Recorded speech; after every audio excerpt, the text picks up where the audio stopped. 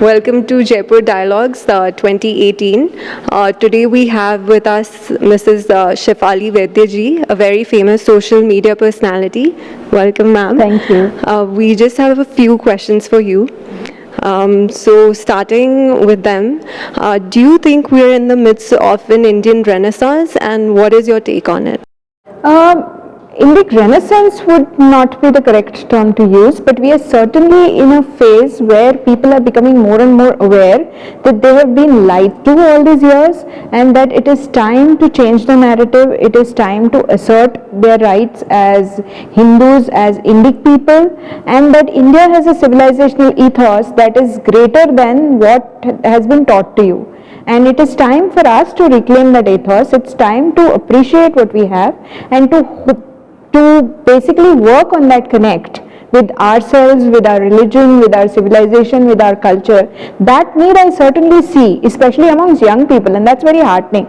You know what I like most? When I go for talks, invariably I'll find somebody in her early 20s or whatever, and that person will come up to me and say that I was secular till 3 years ago, but now I'm reevaluating what I have been taught, and I have been reading again, and I've been understanding about my own culture and my history, and what you write has really made a difference. That makes me feel very happy. That's good to know, ma'am, because there's lots of us out there who used to be like that, and taking that into consideration, was your own journey something like that, or have you? My own journey has been very interesting. I haven't had any so to say dharmic leanings since my childhood, but having said that, I grew up in a family where we were practicing Hindus. There were rituals being observed, there were festivals being observed, and I read a lot about Mahabharata, Ramayana since my childhood, and as a storyteller and as a child, the stories fascinated me a lot. But I systematically started questioning what has been taught to us and how false this narrative is much later, I think, when I was doing my master's in mass communication. Because as you know, the humanities courses in most universities are totally geared in only one direction, and especially in humanities, in media and mass communication, the bias is really huge. So I remember we were showed in our class the movie Ram Ke Naam. That movie is by, I think, Anand Patwardhan, if I'm not mistaken, on the Ayodhya story. And it is such a biased, one-sided, viciously fake narrative that just seeing it makes your blood boil. So I did watch it, and we were supposed to write a critique about it. I did write a critique about it, but then I also wanted to see if we can have the other point of view and want to know more about what happened in Ayodhya that day and what made people, rise up and work towards the temple. But that was flatly denied, saying that no, that is communal. So how can one side be called communal blatantly, in your face, and the other narrative is called liberal, secular, or whatever? So these were the little moments of epiphany. This was not just the only one, there were others also. There were many moments where the awakening sort of came about very gradually. And I started to write more, and I started to read more, I started to know more. I discovered Sitaram Goyalji, I discovered the works of Dharampal, and that's how slowly, and I started visiting temples. And especially after reading Sitaram Goyalji's book, What Happened to Indian Temples, and when you go and actually see the temples being destroyed wantonly, and you see the destruction, that really hurts you. I mean, not just as a Hindu, as a lover of art and beauty, just seeing something incredibly beautiful destroyed for no reason, it really makes your skin crawl. I think that was also a big tipping point. I remember last year, in fact, in 1 year, I had traveled to Rajasthan, I had traveled to Gujarat, I had traveled to Karnataka, Andhra and Tamil Nadu, 5 states. And I saw, I think, about 50 temples in total. And every temple, I saw destruction, murtis being destroyed, the breasts of murtis being destroyed, the necks being whacked off, the limbs being hacked off. And every time I asked people what happened here, the story was the same. Malik Kafur happened. So 5 states, all the temples were destroyed in that time by one fanatical Muslim emperor and his crazy Senapati. And when you see that, you start questioning. And the worst part was, every time I asked this question, the guides there would tell you that the external invaders, or external enemy as they call it, they caused the invasion. So finally I used to ask them, you know who the names were? They would say, yes, we know. And I would say that, why don't you say the names? If you know who did it, you might as well, it's historical fact, right? You're not making up stories. So why don't you say that Malik Kafur's army, marauding army, destroyed this? So they told me that we have been told in our training not to say these things. And that's when you realize how deep the rot is. And you really feel bad about it. That's how I sort of started getting more and more into this subject. It indeed sounds like a very sad state of affairs out there. So I would like to know that being a mother of 3 children, which in itself is a mammoth task, how do you handle pursuing such a big cause? My triplets are very famous on social media. There are a lot of people who think nothing of dragging my kids into any conversation, and they call themselves feminists, but that's okay. It is difficult, especially because I have triplets, so they sort of grew together. So for 10 years, till my kids were young, I didn't really take up any job or any traveling assignments. I was a very hands-on mom. But once the kids started growing up, I realized that if they need to have this space, this freedom to remain a Hindu and to choose a path that they want to take, then I need to do something about it. So in a way, I am doing what I am doing for the sake of my children. I want them to have this freedom to accept, not accept, but at least have a choice of all that is beautiful about our civilizational ethos. And it is beautiful. I remember when my daughter was in grade 3, we used to live in UAE at that point of time, and she used to go to an IB school, and they had a unit on ancient civilizational myths that they called it. And she had a guest teacher that day, and the guest teacher put in a movie about Indian gods and goddesses, and the movie was about Ganesha, Sri Ganesha. And the teacher obviously had no clue. The teacher was not an Indian, she was from Europe. She was not even a trained teacher, she was just somebody who was substituting that day. So she said that today we'll see this movie about this weird elephant man. And my daughter, she was in 3rd grade at that time, so she was 8 years old, probably. So she stood up and said, please don't call him a weird elephant man, he is Ganesha, he is the god of wisdom, and we worship him. And the teacher still did not listen, so my daughter came home and she told me that I don't want to go to school from tomorrow because my teacher insulted my god. And that point of time, I felt very proud of her because at 8, she had the courage to speak up. And then I wrote to the teacher, I wrote to the school apologized. It was not the school's fault, it was just the teacher's ignorance. The teacher apologized. But what I'm trying to say is that we need to do this so that our children have the pride, have the courage to speak up, and they have this beautiful ethos that they have inherited, and it is really precious. That's very true. We do need to have the ethos that you just spoke about. So based off on what you just said, how pertinent is it for young Indians to realize this fight that is not just important for the Hindu cause but for the humanitarian cause on a global scale? And what would the consequences be if the importance of this cause is not to be realized? See, the world is increasingly adopting Indian spiritual ideas. Yoga is mainstream in the West now. Meditation is mainstream in the West now. Our Ayurveda and all our healing therapies are becoming mainstream in the West now.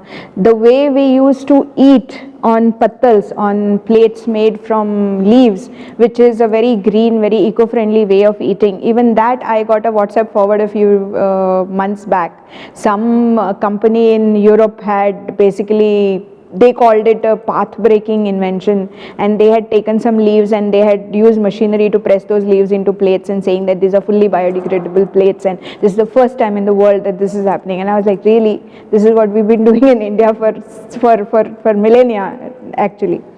So the world is increasingly turning Hindu in a way. There are a lot of people who are practicing yoga, they know more about philosophy. I met some Colombians in Peru recently who had read about Shivananda, who had read about Gita, who believed in Karma Siddhanta, and they actually knew more about Sanskrit literature than I do. And I felt very ashamed to hear that. So yes, it's a global what would I say? It's a global heritage. Our temples, our textiles, our arts and crafts, our religious concepts, our philosophical concepts. It is very liberating actually. Hinduism or Indic philosophies are very liberating, and we are green, we are eco-friendly. If we really want to solve the world's problems, the solution lies within India, and it is time that the world is recognizing it, but we are not, and that is very tragic. But I see it changing. It's not the same anymore. I see more and more young people trying to know or trying to understand more about their heritage, more about their literatures. They are learning Sanskrit, they're learning yoga, they're exploring arts and craft. It's a very, very welcome trend. So how would you suggest that on an individual level a person can contribute to this change that you speak of? I think it was Sai Deepak who had made a very pertinent point in one of his talks, saying that a full vessel cannot hold any more knowledge. To hold knowledge, you have to empty yourself a little bit. You have to unlearn yourself a little bit, and then you try to explore more, try to understand more about your own heritage. I would say learn a classical art, learn music, learn dance, learn more about your heritage. Start to read more about rituals, start exploring India, travel across India, see what is our heritage, how living it is, how people have been doing things for 2000 years and there hasn't been much change. For example, there is a particular fabric which is woven in Odisha, which looks like a chessboard, called Pasapalli. When it's being woven in the same way today as it was being woven 2000 years ago. So if you go to Ajanta caves wearing that Pasapalli sari and you see the Padmapani Buddha there, the Padmapani Buddha is wearing an outfit which is reflecting the exact same pattern that you are wearing, and it's an amazing connect. All these years this living thing has been joining you and your past. It is like the river Ganga. It's been flowing through millennia. And every time the water changes, the water is never the same, right? Because the water keeps flowing, but the river is still unchanging in a way. So that is the beauty of Hinduism, and that is something I think we all need to appreciate, we all need to understand, and we all need to follow. That's very well said, ma'am. I would just like to know what hurdles and challenges you faced on this journey of yours. I think everybody who follows me on social media knows what hurdles I face. I get abused like about approximately 200 times a day. I have had my photographs morphed and shared on social media. I have had my children attacked. I have had my family being threatened, and I'm laughing now, but it's not funny. But I've had to go to the cops and I have to make a police complaint twice. And even now, it's like in my social media inboxes, it's full of virulent, vicious, abusive messages. So yeah, there are times when it does get difficult. There are times when you question yourself, ki, why are you doing it? Is it really worth it? Especially when your family and your minor children are the ones who are at the receiving end and it's not their fault. That's when it really hurts. But then again, if I stop writing, then the other side wins. So I have to stop. I have to continue writing. It truly takes a very strong individual like yourself to bring about such a huge change. Lastly, I would like to talk about your love for saris. You're wearing a very beautiful one just right now. So would you like to talk about them and how you got interested in them? See, handloom weaving is the original made in India product. We have been making and weaving cloth since the Sindhu-Saraswati Valley civilization. There have been scraps of cloths found in Egypt which were woven in the Sindhu-Saraswati civilization. Block printing was invented then, and we are continuing practically the same process even today.